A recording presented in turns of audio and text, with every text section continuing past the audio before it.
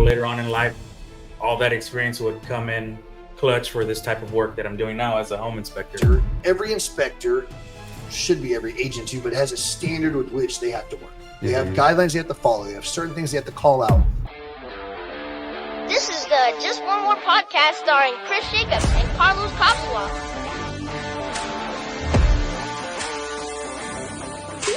All right, everybody. Today is May the 2nd, 2024, and this is episode 6 of the Just One More podcast. My name is Chris Jacobs, and I'm here with Carlos Kopszywa and the infamously short John Garza. Welcome to the show, John. Thanks for that introduction, Chris. That was really great. Yeah, so we try to provide value on these episodes, and sometimes it works and sometimes it doesn't. More often than not, it doesn't work. But it is what it is. We're just going to move on and going to keep on rocking and rolling. Of course. So for those of y'all that don't know, Mr. John Garza here is a home inspector, and we go back a long freaking time. But matter of fact, we got licensed, or we were in school to get licensed at the exact same time. like your driver's license? No. He's got me like by 30 years. So he's Okay. He was doing it when licenses were still like just normal blue. Before they got up and down. Like my license was still up and down when I met John. Is it still up and down? You still use the same one? No, I don't think they do that anymore. But no, we know each other from way back in the day, Mudfest, and then we hadn't seen each other in years. Yeah. I think I called on him a couple times when I was in the equipment industry when you were working oil field services. The first time we saw each other in several years was at Champions when we were getting licensed together. And I was like, "What are you going to do?" He's like, "Home inspector." I was like, "Oh, they make ladders. That's all." And here we are. Yeah, 7 years later. Best damn inspector I've ever worked with. The only inspector I've ever worked with, but all the same. But the only inspector I will work with. True. My boy. Yeah. So basically to start with the episode, we typically ask you, who are you? What do you do? I think people got a pretty good idea, but kind of give us a rundown of your background and who you are and kind of where you're from. So, again, my name is John Garza. Name of my inspection company is Jag Home Inspection. Been in business for 7 years now. What brought all this on was back in the day, out of high school, went straight into construction work. Did that for 11 years, worked my way up from general laborer to running jobs as a superintendent, not knowing that, later on in life, all that experience would come in clutch for this type of work that I'm doing now as a home inspector. So, it's been going good. After the construction, did oil field for a little while, not knowing how that industry is. No one told me that every few years the market takes a dump. And they lay everyone off. And everybody gets laid off. Yeah. So after that ended, then I got into the home inspection business and taking off from there. So here we are, and it's been going great. So, but you're from, it's like you said oil fields, but you're from that oil field area, right? Yes. Okay. And where'd you grow up at? Grew up in Floresville, Texas. Floresville. Yeah. That explains a lot. Yes, it does. Wilson County. Wilson County. Old Wilco, baby. Yeah, much like you. Very much so. I mean, so I've only been in Wilson County since 98. Oh, okay. Somewhere around there, but I hopped around. That's the year I was born. I was born in 98. I'm just kidding. There's no way. No, I was born in 85. Oh, But, you're younger than me. Yeah. So, of course, we got questions for you. So, what type of clients do you typically work with? Like commercial, residential? Like, what type of people do you normally work with, and how do you get your business? So, most of the clients that I work with, the majority are people that are buying homes. Okay. That's the bread and butter of my business. I do work with people that are selling homes on the listing side. Sometimes, if you want to do an inspection, like a pre-listing inspection, to get your home ready for the sale, we do that also. But more common, we work with buyers. What was the other part of your question? Just typically, how do you get your business? I know you started this business from ground up, right? Yes. So when you first started building relationships, things like that, how did you start working with the team and generating business from there? So when I first got started, before COVID and all that, I was just riding around, Google real estate offices and drop on in and try to meet people that way. Bring them cakes and stuff like that. Eventually, yeah. Eventually, I needed to get some work first before I could buy any That's chips. true. That's true. It was not easy getting started, that's for sure. It took a good year and a half, maybe 2 years to start generating enough business to breathe again. Okay. So it wasn't, maybe easier for some that are great at marketing themselves. Well, especially you being not in the city or outside of the city, you're going to get a smaller pool of people to work with. You have to come over here to San Antonio and again knock on people's doors. Did you get ever kicked out of anybody's office or anything like that, or did most people just okay, thank you? Yeah, I mean, for the most part, they were pretty nice. I mean, I'm sure they said they'd listen to my little pitch and then probably throw my cards and brochures away. But right, you don't know until you try. Yeah, I saw a box in the back. I think it was all your stuff. All my marketing material.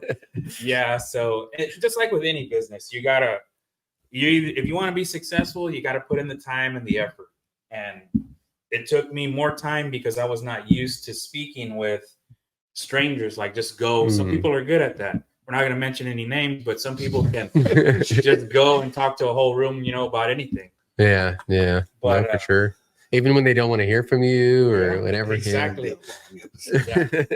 Yeah. So getting started is not the easiest, but once you get established, then you're busy. Then you're trying to keep up. That's where I'm at now. Now I'm looking to hire people, which is a good thing. It's a good problem to have. It's better than the opposite. I mean, I'm excited about all the work I have. And then getting back to the other part of your question, like how did I wind up here? To make a long story short, I knew this guy here from way back, and I'm sure he knows how it is getting started. I mean, he was in sales, but this is a different area of sales. He started going, we kept in communication. And here we are now. This team has grown massively, and I help out whoever I can when I can, and it's been going good. So obviously, I've got a ton of background in the construction side of things, so I got a pretty good idea of what goes into a home inspection, what to look for. But I think one common misconception with agents is that you're there to kill the deal, and you're the dad buyer, because the dad always. Yes. But I think it's important. My drill and my hammer. Yeah. I bring that to every inspection. So, and I think that's the scariest part, especially for people that work with buyers, because they're afraid of the inspection because they don't want it to kill the deal. And I think it's important to know as a home inspector, what is your main goal when you walk through that door? My main goal is to help this transaction go through smoothly, if possible. That's why it's very important for the person that ordered the home inspection, if possible, to be there. That way I can explain things at the end of the inspection. Because once you get the inspection report, you're just looking at a little picture and a little explanation. And sometimes all those pictures is overwhelming because there's a lot of verbiage on these inspection reports, and it's just better for me to explain it right then and there. And whether whether it holds water or it's just a minor deficiency, Yeah, and I think that's where agents get spooked, is because you get inspectors out there, and I'm not going to take shots at specific ones. Of course. No, I'm not going to. But being heavy on the seller side, I get some of these inspection reports, and I get some of these repair amendments or these exhibit A's to the repair amendment. And it's like, they want to call out everything. And that's why it's like, I'm very particular on who I work with. Obviously, I've only ever done inspections with you. I've literally never had an inspection done by anybody other than you. But one of the reasons why I like using John is because John has every appraiser, every inspector, should be every agent too, but has a standard with which they have to work. They have guidelines they have to follow. They have certain things they have to call out. But you have to understand that an inspector is not a licensed AC contractor. He's not a licensed plumber. He's not a licensed electrician. Well, for the most part. Some of them think they are, but they're not. So your job is to find deficiencies and raise questions, not to say this is shit. This is dead. This is bad. Because you, as much as you keep up with the code, it's ever changing. And we're talking about the IRC code, the International Residential Code. And Correct. I think the recent update was 2021 or 2020 or something like that. But your job is to raise questions to identify what needs to be looked at by licensed contractors. And agents don't understand that. They want to see this. They get this report and they don't know how to break it down to their buyer because the inspector will dip and not explain it correctly. Or the inspector tries to kill the deal, not intentionally, but like, oh man, I found this, all these plugs aren't grounded. Okay, well, and then there's no arc fault protection. There's no GFIs. It's like, well, it's an arc fault breaker. Like you don't have to have the GFIs everywhere. Yeah.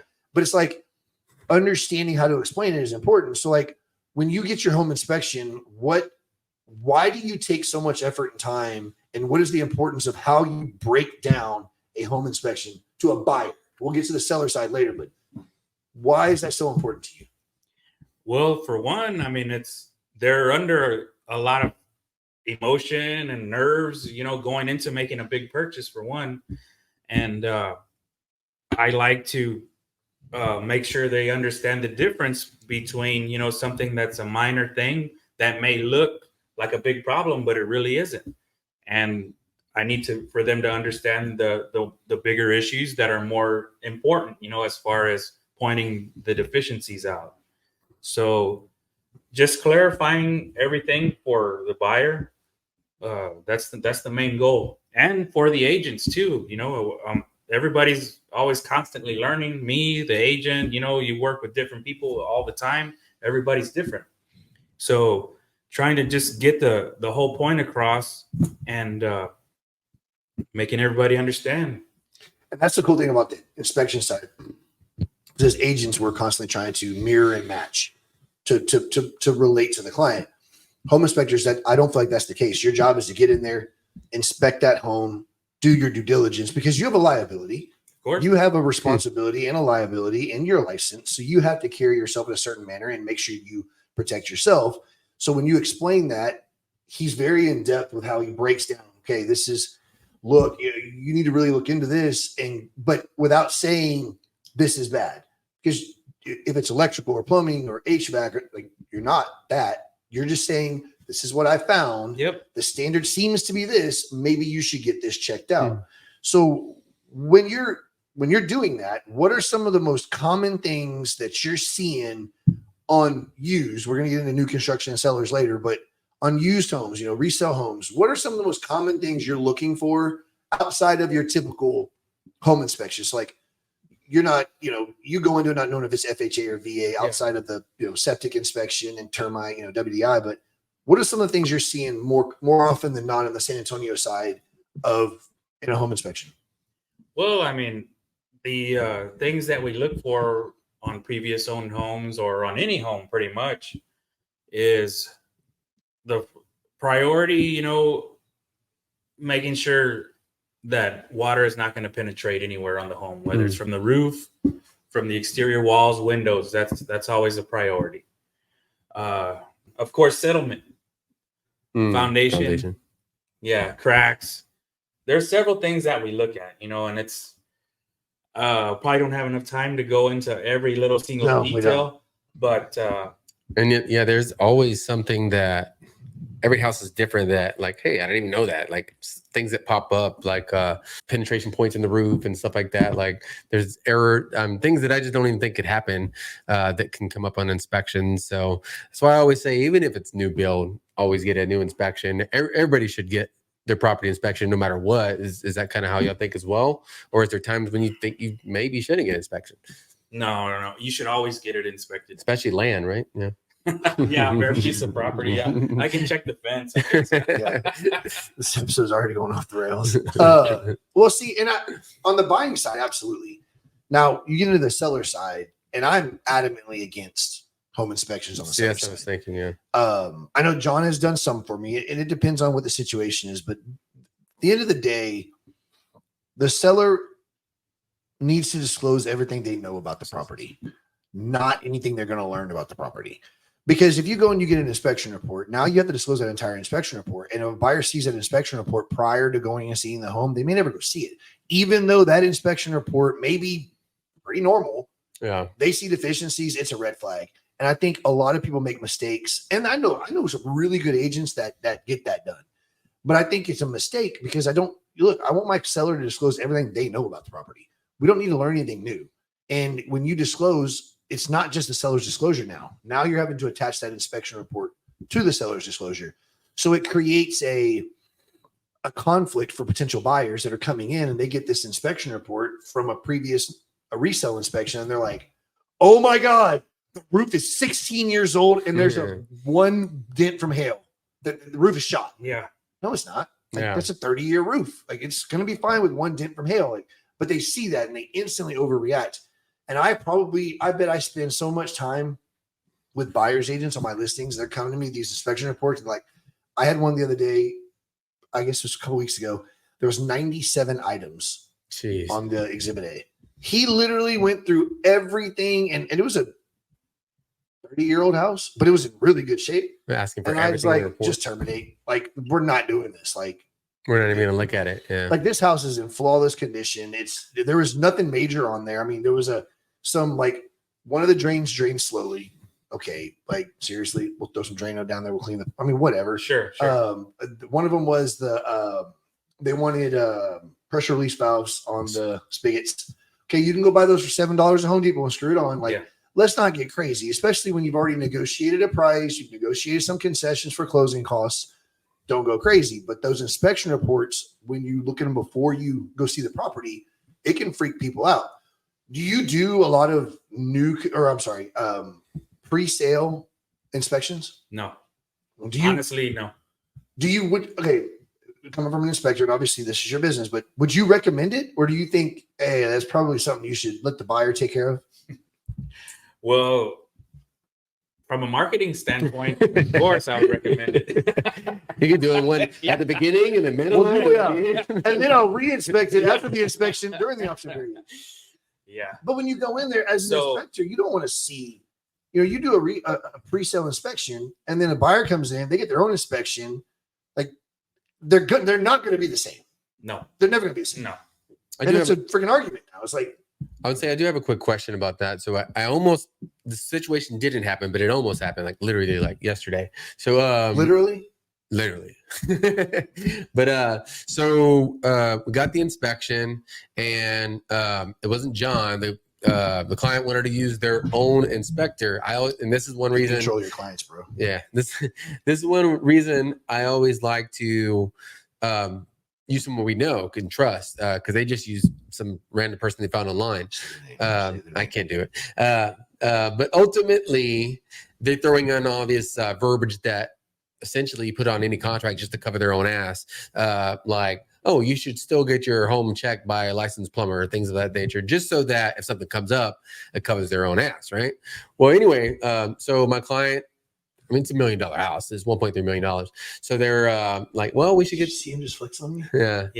It's that's 1.3 range. Yeah, I don't think I would go below that anymore. But but ultimately, essentially, they wanted to check the plumbing because it had verbiage in there that said check plumbing, and they did the test. I don't know what it's called, but it's like a hydrostatic test, but not a hydrostatic test. Where they just essentially what they did is shut off the clear out valve, like close it up and fill the pipes up with water. The draining system. The draining system. Yeah. Just the draining system.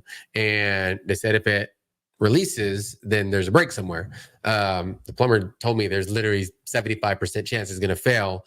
So they're just, in my opinion, they're just trying to get business, and it failed. So we go back, obviously, to the seller and say, hey, you need to fix this, or get it checked out further to fix it. And they said, no. You do a lot more listings than me. Would you advise your client to say no on that? So there's two sides to that. Any portion of a hydrostatic test, whether it's a full or just a partial, you have to have the seller's consent. Because if something happens, who's responsible for that? It's not the buyer's responsibility because they don't own the house. Yeah. So if I, as a listing agent, I'm telling you no. Well, they told me yes. But now that they've said yes, they've opened up Pandora's box. And if there's a lower pressure, if it's dropping, which again, I would even go further than say like 78 to 80% of all houses are going to lose a little bit, unless it's brand new construction. And it's sat there for a while. It's low. And it could be from anything. I mean, you know how hard it is going to be to chase that? Like that seller could spend thousands chasing a loose drain valve. So we came to an agreement. My client's like, you know what? It hasn't been a problem. It's probably not a major problem. They got the house undervalued. They're like, let's go ahead and move forward.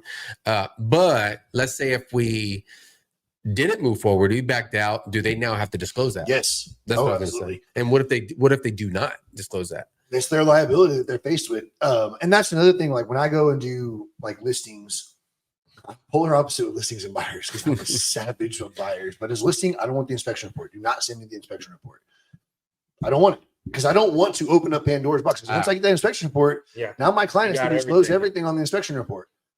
So I don't want that. Send me snippets, like screenshot sections that you want me to present to my client. 100%, yeah. And that, okay, we're good with that. As a buyer's agent, I'm sliding that son of a bitch in there every time because now I'm putting the pressure on them. Like, well, if you terminate, I'm only asking for, let's say this, and this. So you just send it automatically? I will send it automatically. Now, tricks of the trade. But now I will say, if it's a listing agent that I have a relationship with, I will iron it out before I send anything. So here's what we're looking at. Do you think this is going to be an issue? And if the seller doesn't push back, I'll send them the snippets, tell them what we want. But more often than not, in my opinion, if that inspection report, this is why having someone like John on my side works. If you have on everybody's side, not just your side. Well, you're representing your work. Yes. When I'm working with a buyer and John's representing my client or working for my client, I'm typically going to lean towards asking for concessions because if that inspection report checks out and John explains it right, my client's like, well, that look, caulking the seams in the hardy, stuff like that. Like those are things that you can do if you close. Let's get money so that you can come to the table with less money up front. Because at the end of the day, when the seller goes out and gets all these quotes, maybe it's going to cost him a little more and the buyer doesn't get the benefit of potentially saving some of that money and doing it themselves. So like if you go and you get a quote for like $800 to seal all the cracks in the cement fiber where they don't touch up together.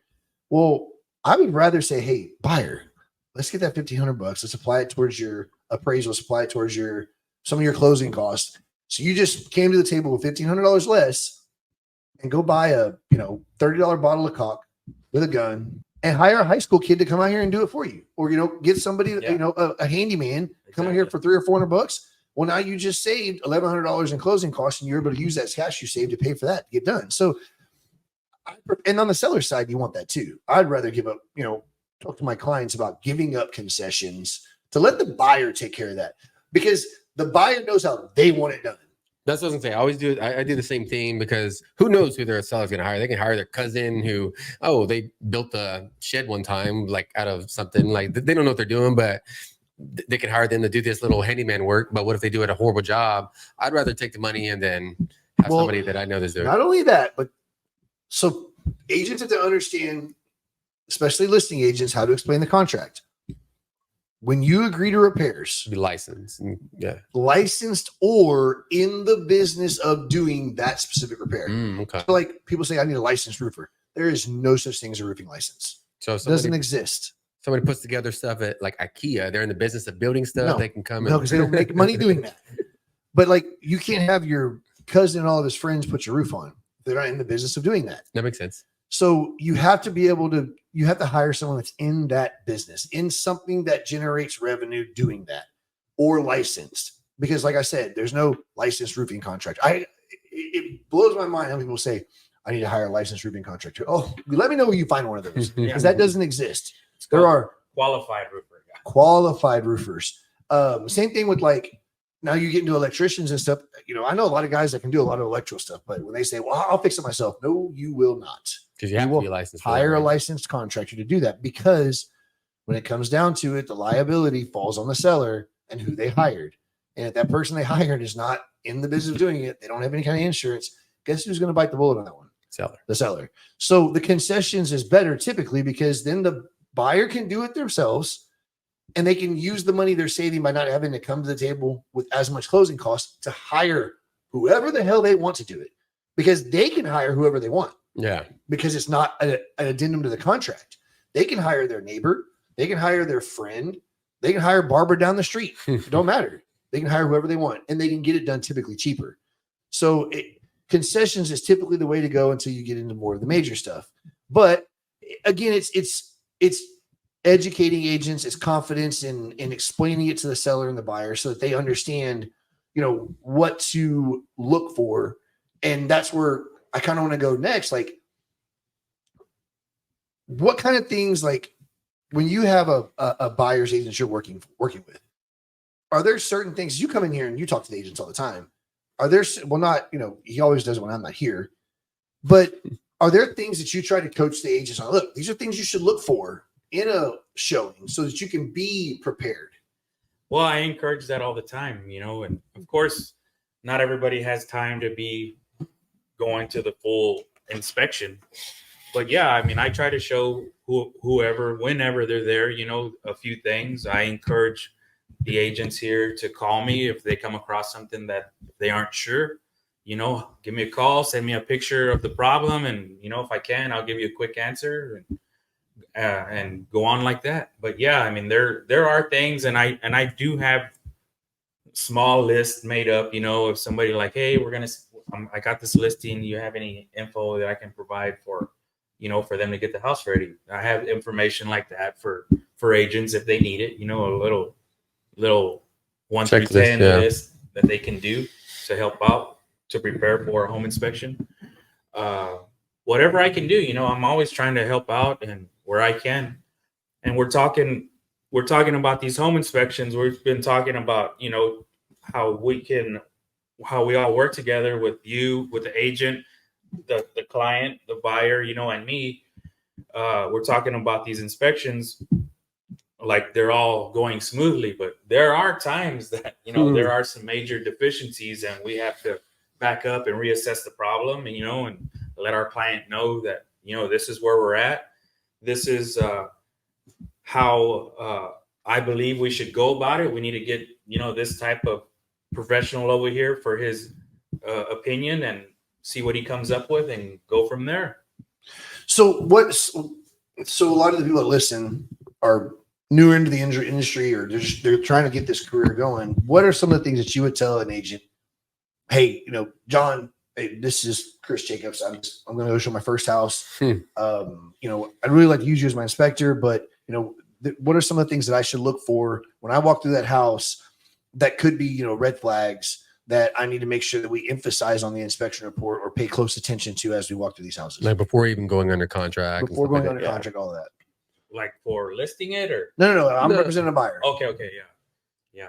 Like the HVAC's broken or gas line or just items Well, like that. I'm thinking in terms of like cracks in the drywall.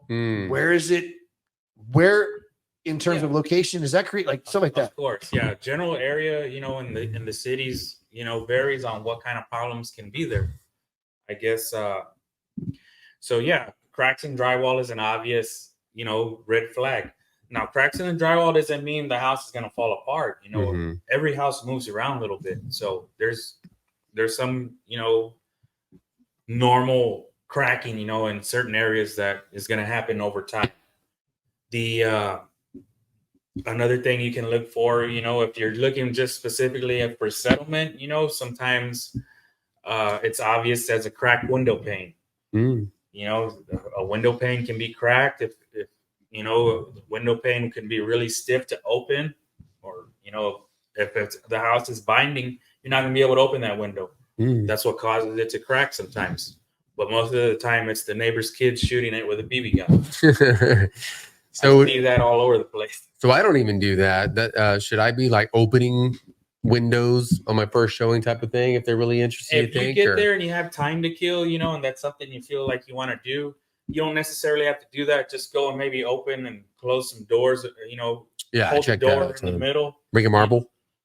Yeah, you can do that. Bring a marble if you want, but then you're so you don't want to set yourself up like calling out, well, this marble's moving, and you're kind of looking like a home inspector. Yeah. So you don't want to, then if you say the word, well, there is settlement, then it's going to freak them out. Yeah. Scared. So again, you got to watch what you're doing. But check, open a door, leave it halfway in the open position. And then, it can close by itself or it can open by itself. Those are little telltale signs that either the door frame was installed uneven or there could be a little bit of settlement. But yeah, there's so many things that go into settlement, or it's if the ground is too dry, like in our summertime, we go into water restriction, the ground starts drying, cracking, it pulls away from the foundation, and you're not able to water, the soil around your foundation. And a lot of people don't even know that, to water the soil. When it pulls away, that it's so dry, the soil gets weak. So the weight of the home will want to, move where it's weak. Same thing, that same type of soil, it gets so wet during rainy season, it gets weak again. So and that's not all of San Antonio, that's just certain areas. But there's a lot of things that go into. Northeast side has a lot of Northeast side, movement. north side. Yeah. And that's like, when I show houses, I typically try to, if I'm showing like a general area, I typically try to get to the area about an hour early, just so I kind of drive around, see what's going on in the neighborhood. But then I like to spend 30 minutes in the house before I get in there. And I look for little signs like, that if it's a crack coming off of a window ledge in the corner, okay, that's pretty common. That could very much just be settlement. But if there's a crack straight across the sheet of drywall and it's not a tape, then hey, this is a red flag. Like, we need to look at this. You'll see it in the ceilings, in the corners where they tape them. That split, hey, that's tape that's tearing and the drywall pulling apart. That's not drywall cracking. Yeah. But then if you see like right in the middle and you're like, that's a cracked piece of drywall, hey, we got to get more into this. Yeah. And I typically, when I walk in, I don't point those things out, and I'll just kind of take notes. We'll go through it. And then once we sit down and recap all the houses we looked at, and we start looking at, narrowing it down, then we start discussing, okay, well, I remember, so this one had this, and this, we should probably pay close attention to this. We'll get an inspection done. We're probably going to need to get a professional contractor right here to look at these things, just to make sure we cover our bases. Yeah. But it gives you a good idea, a good way to go into the inspection part too.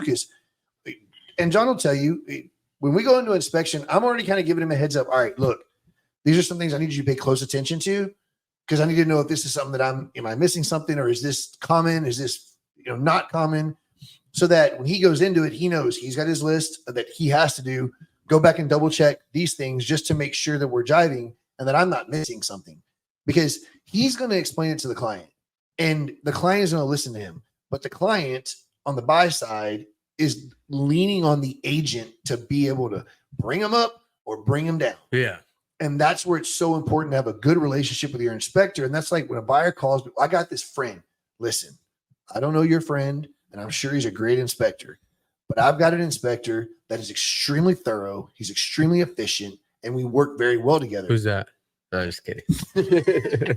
But it's important to me because I've got to be able to communicate and translate to my buyer what that inspector's saying. And sure, I've got a lot of experience doing it, but it's easier when it's someone I know versus a off the street inspector that I don't know that comes in there. And especially to me, like, I would work with an inspector, whether it be John or someone else, that is the owner of the company, because all the weight of the company is on his shoulders. If it's just an employee that was just hired a year ago and he's just working for the company, he's getting paid by the hour. Yeah. Like, he's making what he's making, or, a percentage of whatever it is. I don't know that they're going to be as efficient because they're going to want to get to the next job. They want to hit that volume base. And they know that they're not always going to be the same guy that goes out for the agent. So there's no relationship there. So I like having that relationship because we can be very forward and blunt with each other. Like, Chris, like, look, man, like, you need to hire an electrician to come look at this because this thing isn't grounded right. Is it a major problem? Something like that. Yeah. And it's just so overlooked in our industry because they just want to get through and the agent wants to push right through it. And little negotiation. That's your job. Your job is to freaking negotiate. Find what's on that inspection report. Have a long conversation with the inspector. I don't even go to the inspections. Like, I don't either. John goes, he meets my clients there. I typically tell my client be there, 40, 45 minutes before he's finished. That way he can break it down for you, because I'm going to have a conversation with him outside of the client that afternoon or that evening and get all the rundown of what we're looking at. Then I'll get the inspection report when the client does, and I'll look through it.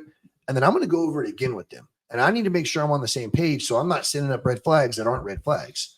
And I think agents very much overlook that, especially with less experience, which it's because they just don't know. Yeah, and that's 3/4 of our industry right now. And a broker, at our last meeting that you weren't there, but he said for us, he recommends not to go to the inspections because we're not inspectors, and they're going to be asking us, even though you're right there, they're going to be asking us like, "Hey, he pointed this out. Like, is it a problem?" And we're not inspectors. Like, I don't know. You have the relationship with the client. Like, he's going to have a minimal relationship with the client. Yeah. The agent has the relationship. So they're going to lean on that agent. So I'm going to basically, he's explaining to him, he's explaining to me. So I can explain to them the same way. I think that if the buyer wants to go to the inspection, and some do, they just want to be there. It gives them a sense of security to make sure that I'm doing my part, maybe, or maybe they just want to look around, take some measurements. I think that, this is my opinion. I think that if the buyer's going to be there, I think the agent should be there just with them the whole time. That way, if they start communicating with me a little too much, they can run some interference. That way I can continue doing my so you can actually do your job. Yeah. No, I know sense. you're taking a shot at me. No. He just whatever he can do to make me he just has to see me. Yeah. Of course. He wants me to buy lunch or something. It's where it always goes. Because I don't have a problem. I'll tell them, I'll answer their question right then and there. And then I'll say, okay, if you don't have any more questions, I'm going to go ahead and get back to my routine that I'm doing. That way I don't overlook anything. If you don't mind, I'm going to continue. Simple as that. And I typically, kind of like he said, I try to get them to go last 30 minutes of the meeting or so, just so they can be there at the end and then ask any questions, because then you had a chance to look at the house. Yeah. But again, no matter how much we tell them, I've said, be there 30 minutes after and they're 30 minutes before. They're just waiting when you get there, right? Yeah. So there's a running joke amongst agents, like dads always kill the deals. Mm-hmm. How often? I see you're already going there. Yeah. How often do you do an inspection and the dad shows up and the dad's like, I'm an expert at everything. Right. Like this is trash. Yeah. Like how often does that happen? Yeah. No, it happens every once in a while. Once. So bullshit. Yeah. It's more common. It does. I mean, you can tell right away. They get out and he gives it. They're in overalls and a tool belt. Yeah. Yeah. Oh, I've had dads show up and like get under the sink and start like, don't touch anything. Exactly. All of a sudden there's water everywhere and you're like, oh my God. You just broke it. That's the thing too, I know they want to do good for their children, but you just don't be touching anything. Well, nothing's ever good enough for their baby girl or whatever. It's just like or when they don't know anything and it is a tape and float and they're like, oh, look at that crack. You don't want to buy this house. Yeah. We should just leave now. You're like, well, then welcome to every single house in San Antonio. Whether it's new or used, it doesn't matter. That's just well, I mean, even that $1.3 million house that I'm bringing up again, that I just got, even that house, it had cracks all through the ceiling and stuff like that. And this 7-year-old house is just the movement. It is on top of a hill and stuff like that. So I don't know if that causes the movement, but well, I mean, so there's a lot of different things that obviously, like he said, San Antonio is broken up in so many different parts. I mean, I'm gonna speak to the entire city, but like where I live, we're heavy sand, sandy loam. And so what we see out there isn't as much as what did you say? Sand or sandy loam. What is sandy loam? Is a soil, it's a sand soil combination. He's from Pearsall, so they don't know. I don't even know what they have out there. Black dirt, gumbo dirt. Yeah. But I always say it's like going to the beach versus going to Mudfest. Be in the mud. So in the sand, when you're standing on the beach, you're 2 feet, the water washes over, your feet sink together. When you're standing in mud, you're all constantly sinking one lower than the other. That's how black dirt works. When it starts to get wet or dry, it loosens up on one side or the other, and the house starts to kind of fall with it. With sand, especially the clay mix, it's called heaval. So what heaval is there's air pockets underneath the clay. There's air pockets underneath the sand and the clay. And when water runs off and gets into these air pockets, well, guess what? Water trumps air. Air's going to find the quickest way out. But when it comes out, it's got to go up because the water's going to push it up. Water goes to the bottom, pushes the air up. And that's what heaves houses up. Like, for example, my house, we had to do a ton of not foundation work, but tile work in my house right after I built it because we had a lot of water run off the hill behind me. Mm-hmm. And it was running into the corner where my porch met my master bedroom door because we have a little door just outside my master bedroom. And water was going underneath there and it was pushing the house up on the right side. And that was causing the tiles to pop. Doors never got out of whack or anything like that, but it was enough to be like, damn, like how long after the house was built? Not even a year. House hadn't had a chance to settle yet. but you're not going to, settling doesn't matter out there because if it gets underneath that house, air can lift anything if applied with enough pressure. And water obviously is the most volume, or I'm not a freaking geologist, whatever, but it's got the most volume. So it's going to push that air up. And so it was causing my house to do that. So I ended up having to come, when I put the pool in, I put a huge retaining wall across the back of it to divert the water away. And it changed everything. No more heel issues. But that's typically what we see on the foundation side down where I live. Whereas up here, it's that black dirt, the rock, stuff like limestone. So and that's why you don't see too often in the hill country a lot of foundation issues. There's a lot of rock. That crap ain't going nowhere. You try to dig. Pier and beams. Like, I mean, you can't even, like, where we lease, you can't even put T-posts in the ground. You have to drill it. For sure. Going back to what you said about pre-sale inspections and talking about how all that works. Is it the same standard that you inspect with on a pre-sale as you do a resale, or do you look for different things? No, same thing, same process, same routine. Hit it just as hard. You want to leave those are, I try to give it a little extra because sometimes another home inspector is going to come after that. Yeah. So I want to make sure to do what I can. I'm a little more picky on the cosmetic issues just because it's a pre-listing. I want them to have everything ready to be prepared for another home inspector. Yeah, I was going to say you don't want them to come back and be like, "Oh, we found this. Why didn't you find this?" type of thing. Yeah, 100%, right? Sure. Oh, dude, I bet that's and there's stuff that anybody can miss things. Like there's just, I miss things all the time. Like that's why we have those additional inspections and people look at it. Other people come back. The final walkthrough is because we miss things. Like, dude, we're not perfect. Home inspectors are like plumbers, electricians, and HVAC. Like, worse. You look like a plumber. Like they're worse than me. Like every time I call, like, hey, I got this inspection report. Then the plumber's looking at it like, are you really going to call me out there for that? Like, are you serious? Yeah, that's what the client wants to do. Like, the client's willing to pay for it. Yeah, so be it. It is what it is. Sure. When you're dealing with the pre-sale stuff and you do the inspection part, how often do you get called out by the buyer to redo the inspection, or does it typically go to another? To do a reinspection from the buyer, that's something we do. I'm fixing to go after this to go do a reinspection. What time do you have to be there? He said, I was supposed to be there at 3. You're not gonna make that one, buddy. Is it right here? Yeah. But anyways, we do provide that, and we have different pricing. 10 items or less is a certain price. Then more than 10 items, of course, it's going to take longer, so it's cost a little more. What we do try to do, if we do have to go back, if it was something like if the house wasn't ready or whatever, and we do go back, we do kind of talk with you guys to see if we can get maybe the seller to pay for the revisit because the house wasn't ready. Like the new builds? I went, new builds are a pain in the butt. Yeah. I went to one the other day and there wound up being an outage. CPS had an outage there. So I wasn't, wasn't able to do much. So we had to reset it up and, So. Well, I'm glad you brought that up. So like talking to listing agents, what are things that listing agents need to tell sellers to do to prepare for you coming? Like, dressers in front of breaker boxes. So like what Sure. Make the components accessible. I know that listing agents explain, you got to pack the house up a little bit, put all your belongings in the garage if that's the only place. Just try to remember that if there's an attic space in the garage, if a pull down ladder or a scuttle hole, leave some room there for the inspector. He doesn't need much room. Just leave some. Ask him about pull down ladders. So we got to get to those. We got to get to that component. If there's an electrical panel, we got to be able to open it and take it apart and look at it in the wiring and water softeners, water heaters. We get all the major components. We have to be accessible. If not, then we have to possibly come back. If it wasn't accessible, then we're going to probably try to charge the seller for going back for, their stuff was in the way. So you can't expect it, yeah.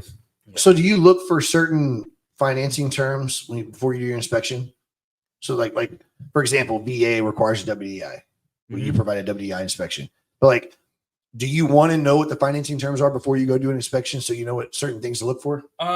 Sometimes it helps. I mean, on the newer agents, sometimes they don't know they need a WDI or they forget. So if they tell me, if it's VA, then I'll know right away to get the right people there to get everything done. What's a WDI? Is when you're driving and you can stop? No. I'm kidding. So, I'm kidding. yeah. Kidding. The WDI is Fiesta? is the lender requirement. It's wood destroying insect inspection. No, I absolutely, it's a joke. Like, Yeah. I can't tell you how many times I'll get, what was the one I just did? I think it was, I got an agent in story time. I got an agent in Dallas that's representing a neighbor to a house I have listed. And the neighbor really wants to buy this house. Like, God, I hope they're not listening. I doubt they are. Anyways, It's their favorite podcast. I get a like, subscribe, and leave a comment. I get a repair request, and they want me to have the whole house termite treated. Jeez. And I'm like, Wow. that was one of the first things I had because nobody's lived in this house for a couple of years.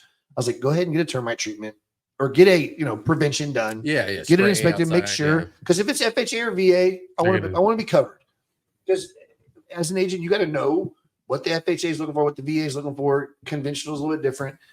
So I'm like, all right, well, can you send me the WDI report? Yep. Sending it right now. He sends it over. No signs of termites anywhere in the house, but conditions conducive. So there was a shrub in the front that was like 5.5. I measured it was like 5 3/4 of an inch away from a brick wall. Conditions conducive. That was conducive? Oh yeah, which it wasn't touching. Yeah. Okay. And then there was 4. At this time, I knew it as there is a pile of lumber next to the shop that's brick that had steel runners, steel framing, no wood. There's no wood in the shop. There's piles of lumber next to the shop riddled with termites. Okay. I'm not getting a full termite treatment. I already provided you the invoice of the inspection when we did it. We'll trim the bush back. No big deal. But I was like, and we'll haul off the lumber? The wood? It was 2x6s. Yeah. So I drive over there. But we told him no. Like, we're not doing. This was a part of my big one. I'm like, we're not doing all of that. Told him no. I drive over there. It was 3 2x6s that were about maybe 18 inches long. And they weren't termite infested. It was drill holes in the wood. They were using it maybe to put on a table to brace it down. To drill something else. And I'm just like, are you kidding me? The termite inspection is the biggest. I get the premise of it. That one was a bad one. But it turned into such a joke. Well, I think it's just worse than other states. But it's not the termite inspector's fault. It's the agent not knowing how to translate. Like, every house that is landscaping close to the house is conditions conducive to termites. Period. I don't care what anybody says. You will always get flagged on that. Doesn't mean you have termites. If you're treating your house, you're doing your pest control stuff, you're fine. If you have soil or if you have mulch touching your cement fiberboard, that's conditions conducive. Yeah. If it's that high, then that shouldn't be that high. Yeah, but They cover the buyers foundation. freak out when they see it because agents don't know how to explain it to Yes, them. they don't know how to explain. And they're like, oh my God, it's got termites. Oh God, agents They're drive gonna me crazy. Tear my man. house down. Oh, they want to burn the whole house down. Yeah. Oh, they see a spider, blow it up, burn it down, rebuild it. Yeah. I got to a home last week doing an inspection, an older home. And Define older, because you're older and my older. yeah. So late 60s it was built. So right about the time you were born. Yeah. And I get there, I park, and I hear like a fountain just spraying, like water. I knew there was water leaking somewhere. I Like think I heard about this one. it was bad. One of our team agents? No, Oh. no. I do know other agents. So I get there and I'm like, dang, man. I could see the water coming down the driveway already. So I get out there and I'm looking, and it was an exterior hose bib. On the older homes, it's just like a copper pipe running up the side of the house. And I'm looking at the pipe, and it was like smashed, like something had hit it. I was like, wow. if a pipe burst, usually it's outward, but this one was like crimped. Hmm. And I was like, oh, well. So I go and shut the water off at the water meter, start, doing the rest of the inspection. Then I get to the AC unit outside and I was like, something doesn't quite look right here. Somebody try to take the copper. So I was looking and it was pretty obvious that somebody cut the copper lines off of the AC condenser outside, about 4 feet only, because that's all they could reach because it went up high.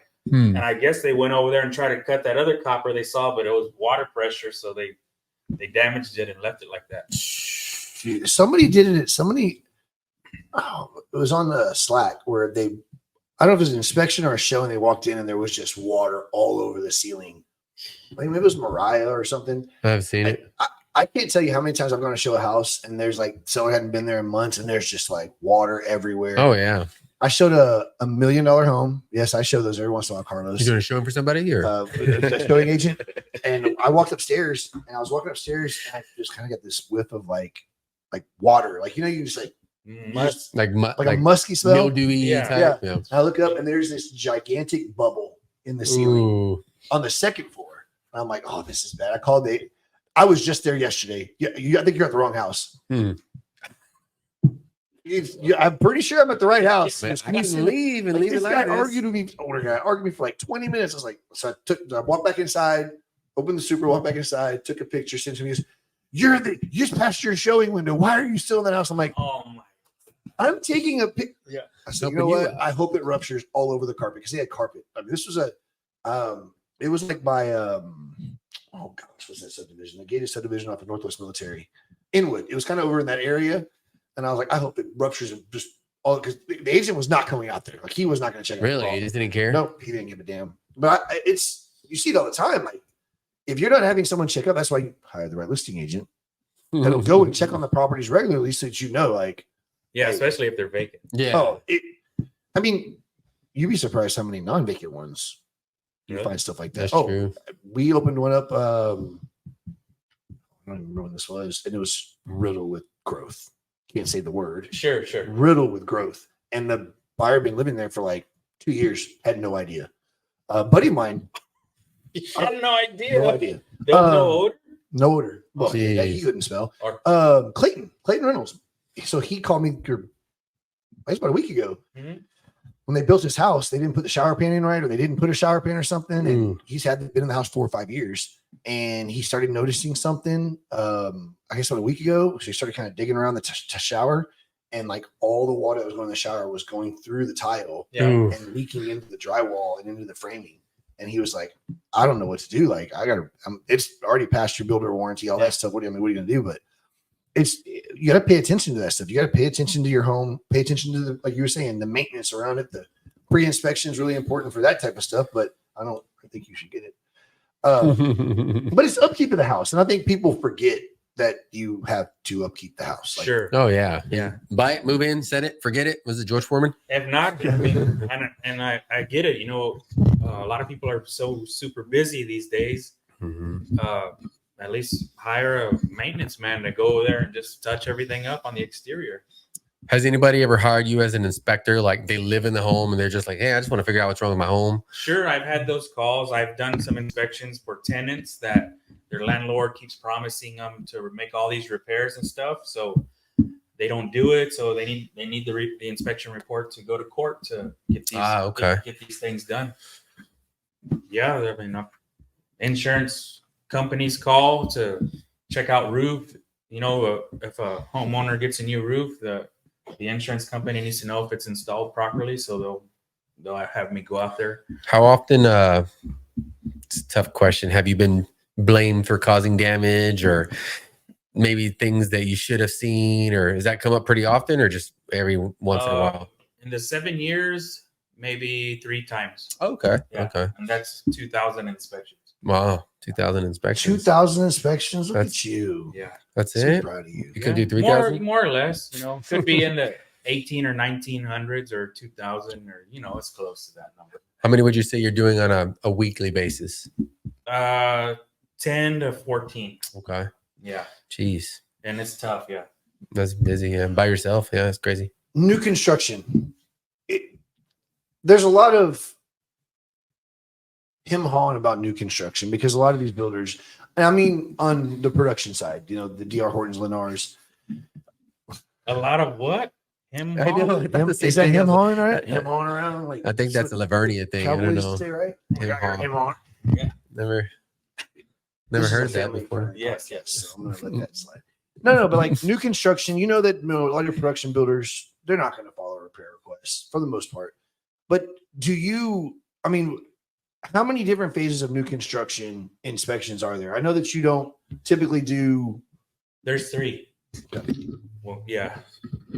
There's 2 phase inspections, which the first one is called the pre-pour, right before they pour the slab. So, we'll go out there and check all the components in the slab, check all the structural steel, make sure everything's properly tied, got clearances, everything's bonded and all that good stuff. And of course the forming boards, make sure everything's stable, because you don't want to pour and everything just blows away. But yeah, so the first phase inspection is the pre-pour, and then you get to the framing phase. It's called the pre-drywall inspection. It's right before they insulate the walls and start hanging drywall. So that one will check all the framework, all the rough in of the trim out of the electrical, plumbing, all the mechanical is usually in by then. There's a lot to that one.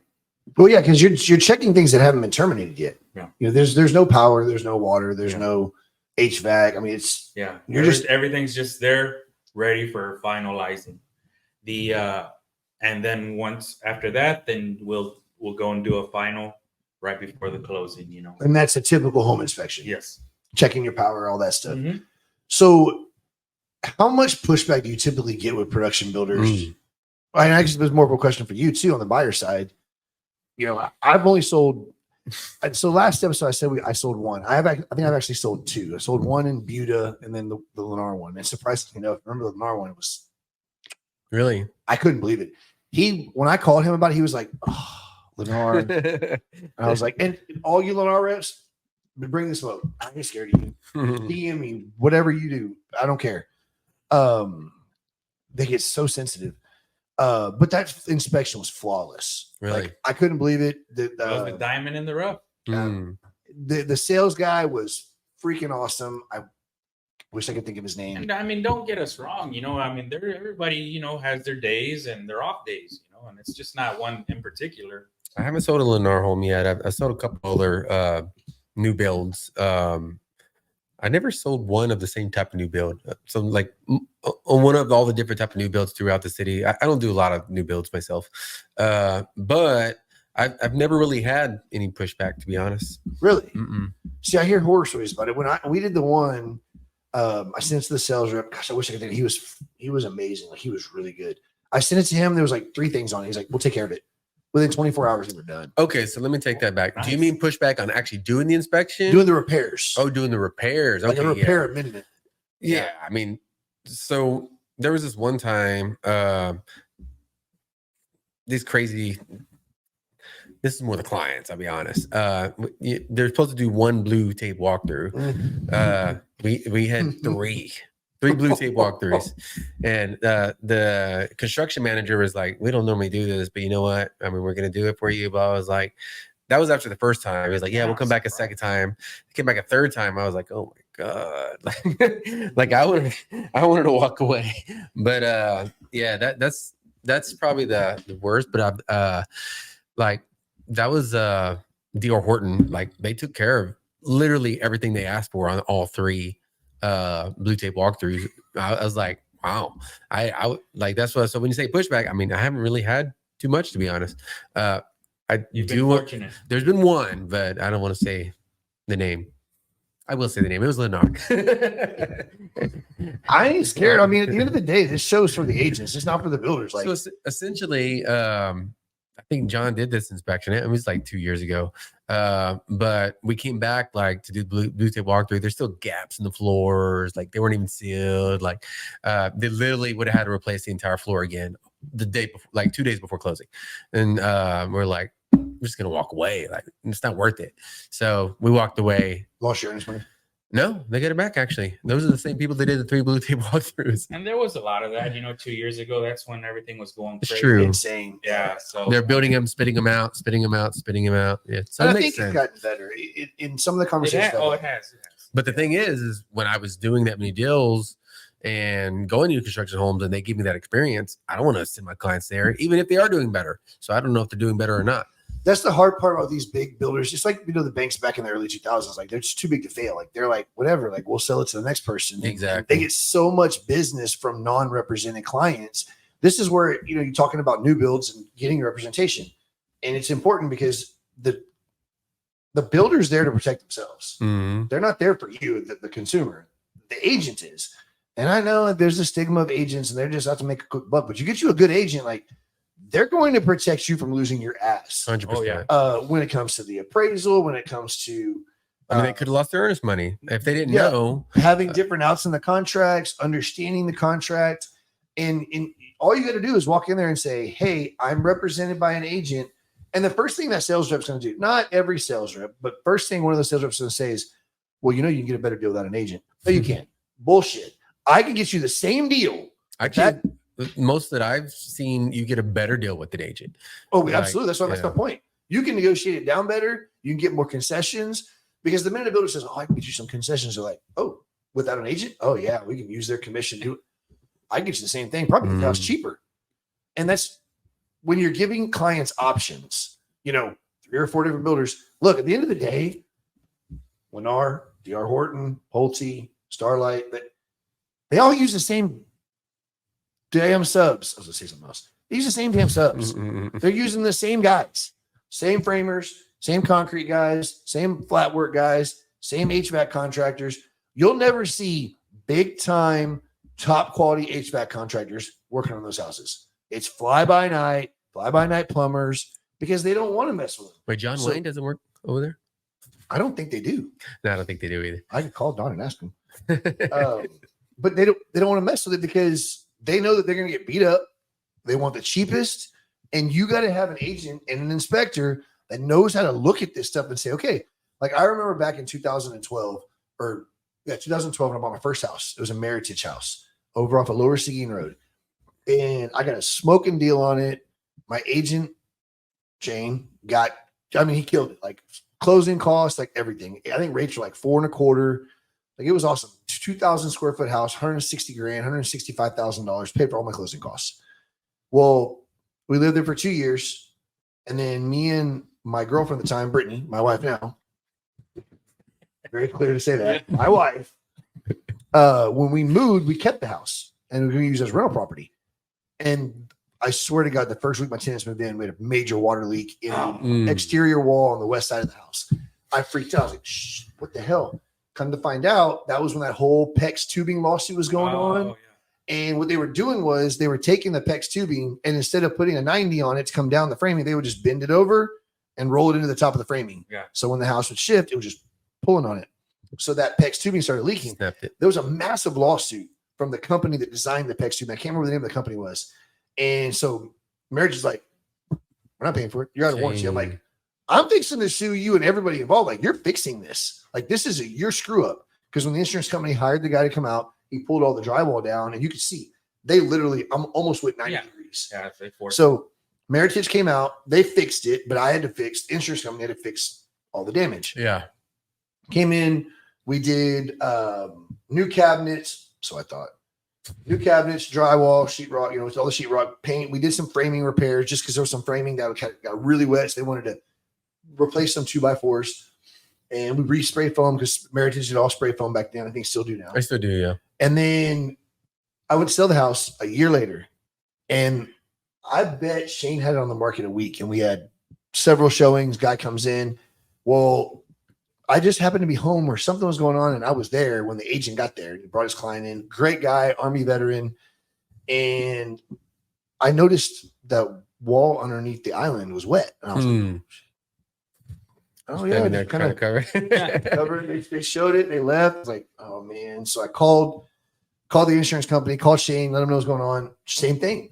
They ran the plumbing underneath the sink And instead of putting a 90 on it coming out of the 2x4, they just bent it and turned it out to the whatever you call it, the nozzle, and started leaking. And it was, the insurance company comes out there, and the guy that Meritage recommended me do my cabinets never replaced the base of the cabinets. He just replaced the faces.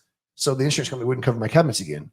So I had to pay for new cabinets. I had to replace all the countertops. The guy comes back and he's like, I'll still buy the house if you'll pick the countertops that I want. I was like, okay. He picked the same countertops, a different color.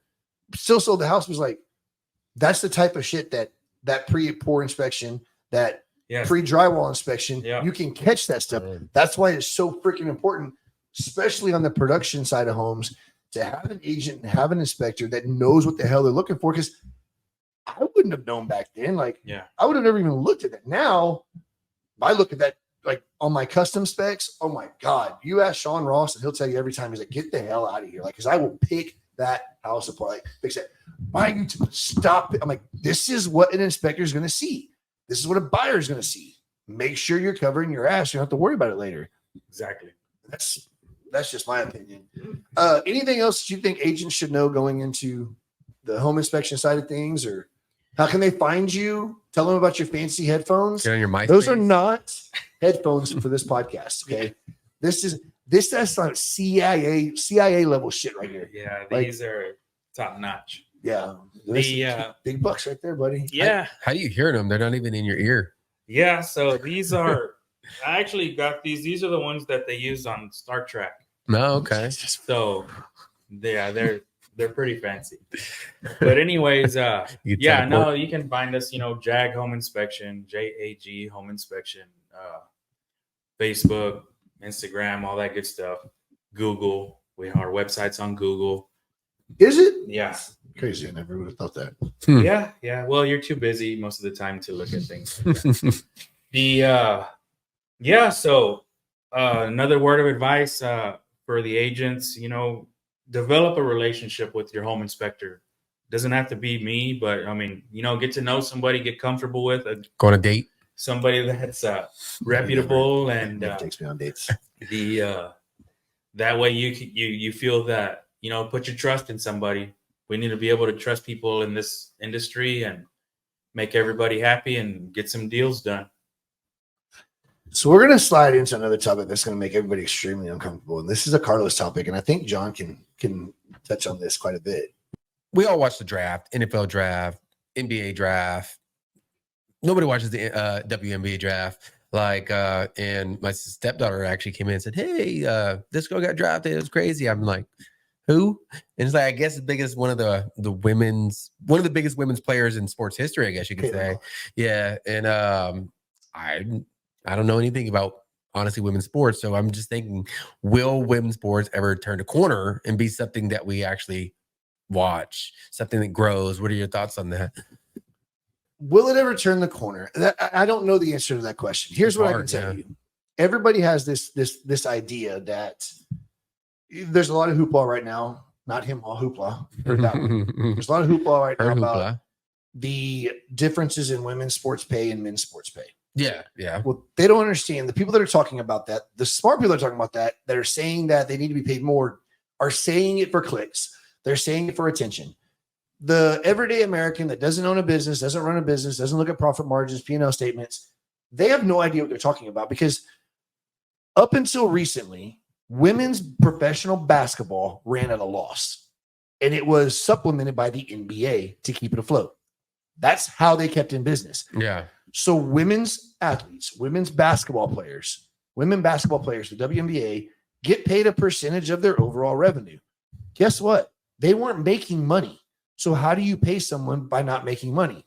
Like by the being WNBA supplemented. wasn't making money at all? No, they were running on a loss. So the NBA was supplemented to make sure they stayed in business, to give them that avenue and generate revenue so that they could pay their players. So when you say, well, Caitlin Clark's only making $75,000 and Victor Wembanyama got $10 million a year as a draft pick, which I think he got more than that. Yeah. Well, you look at the revenue the NBA generates, and I don't watch a ton of basketball, but you look at the revenue the NBA generates versus the revenue that the WNBA generates. Of course, there's going to be a pay disparity. I cannot, as a business owner, pay somebody that doesn't produce revenue at a high level what I make.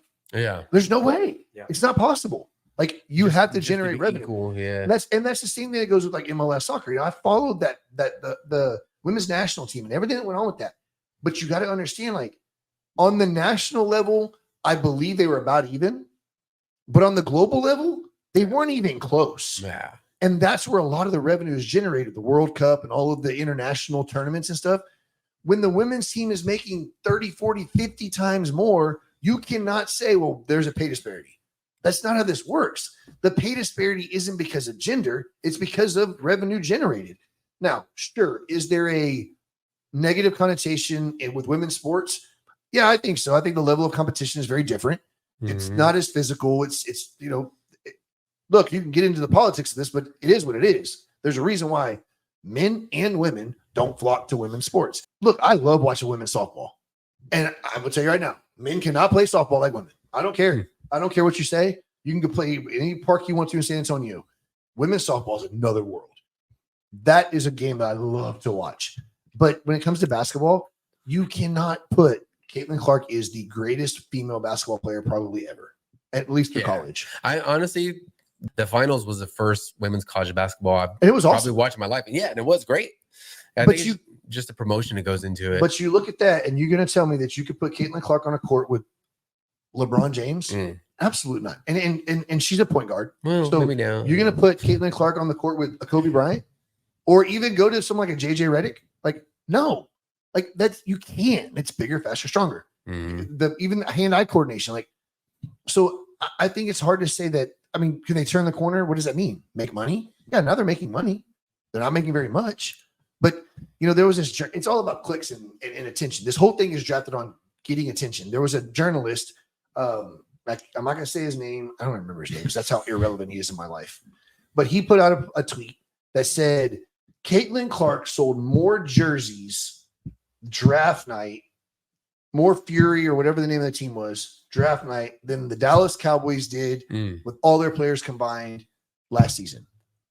And that went wild. And that kind of triggered a lot more of this conversation about disparity in women's sports, especially WNBA.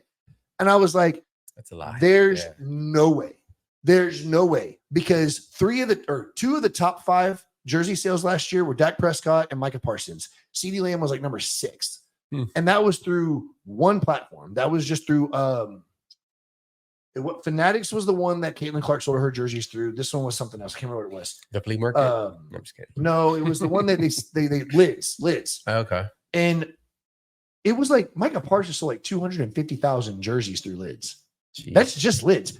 The Dallas Cowboys had their own stuff. Yeah, their own website. And I'm like, nobody can produce the number that Caitlin Clark sold. Nobody can find that number. And it was through only Fanatics. Fanatics sold out by like 11 o'clock. You're going to tell me that Fanatics put 500,000 jerseys on hold just in case Caitlin Clark was going to sell 500,000? No. Hell no. But that's what it is. This whole thing about disparity in women's pay, like, if you're as good as me, I don't give a damn what you are. You're going to get what you earn. But if you can't generate the revenue in real estate, you can't generate the revenue. Some of the best agents I know are female, like hands down, better than me, period. Make more than me. Yeah, a lot of them. Yeah. You work hard, but in the sports industry, it's geared towards men's sports because of the physicality, because of the higher level of competition. Like again, the college level is not going to, well, maybe college now, but like high school level is not going to make as much money as people in NFL because of the level of competition. 100%. It's not whether you're male, female, whatever. It's level of competition. Well, it goes to NIL too. Yeah. You look at NIL, name, image, likeness, the NCAA. You go to the transfer portal. It's watered down college athletics. It makes it's terrible now. Yeah. It's not as competitive. You got teams like Colorado. People want to hold out. Everybody thinks they should be the best thing because they spent this much money on NIL and they got all these sponsors to spend more money, and their coaching sucks. Their quarterback is middle of the road, even though his daddy thinks he's the greatest thing since sliced bread. But NIL, when you start pushing money so heavily in sports, whether it's women's sports, men's, you're going to ruin the game. You're going to, because they're going to get lazier. They're not going to work as hard. That's right. And Manning is just sitting back right now collecting some money. Yeah, but that's kind of why I like women's sports. That's why I like watching college softball. There's no professional softball level. Those girls go on that diamond and they bust their ass, and you see them every single play. You watch men's baseball, not even close. Not even close to as competitive as women's softball, because they know if you're really, really good, you're going to the pros. So let's coast through this, get through it to the pros. Chances of you making a pro roster are slim to none. But if you get there, you're going to get a check. These girls know I'm a senior. This is it for me. And they play harder. You start doing this. And I like watching women's basketball more than I like watching the NBA. But again, you can't, they don't play on the same level. Yeah. No, so 100%. Turn the corner, profitable. Yeah. But will it ever draw? What do you think, John? You're a sports expert. Basketball is not my thing. I don't really want to weigh in on any input on that. Yeah, this guy's so politically correct. He's so perfect. Like he can't say stuff. It's an interesting conversation. I think it's something we're going to have for a long time. But it'll never go away. No, and it's the same thing on the football side. Like I don't see women joining pro football teams. Well, actually, no. The kicker. Yeah. The ref. That was the start. That was the beginning. A little different, but I don't know. It's an interesting topic, and it's something that I think is going to be watched and studied for the next several years, especially with the movements we're seeing and the men that aren't as good decide, hey, I'm going to go over here and anyways. See what happens. Well, we appreciate y'all tuning in to the 6th episode of the Just One More podcast, and I want to say thank you to everybody that has commented, that has subscribed, has liked, and puts input in there. We really appreciate it. Look, we don't get paid to sit here and do this. This is our spare time coming out here, wanting to educate people. Again, we didn't want this to be real estate heavy, but a lot of the talk we have, a lot of the questions we get are real estate. So we're going to carry what the consumer wants. And again, this is just a free time for us to get together and bullshit and have some fun. And if you don't like it, don't subscribe. I don't care. But if you like it, subscribe. Can I do point to things? Sure. Do whatever you want. Click here to subscribe. Click here to follow. Click here to like. Is that how that works? I'm not going to put that stuff there. It's going to be over here. Subscribe, like, leave us a comment. If you have questions about home inspections, reach out to John Garza at JAG Home Inspections. For Carlos Kopszywa, I am Chris Jacobs, and this is, what is it? No, go ahead. Kopszywa. It's Carlos Kopszywa, but I am going to put an email down below. So if you do got questions that you want us to answer, maybe in our next episode, we'd love to hear from you guys. So I'll put the email down below and send us an email with all the questions you have, and we'll be sure to answer them next time. But until then, see you guys later. Appreciate it, guys. Take it easy, guys. Bye. Go get your house inspected.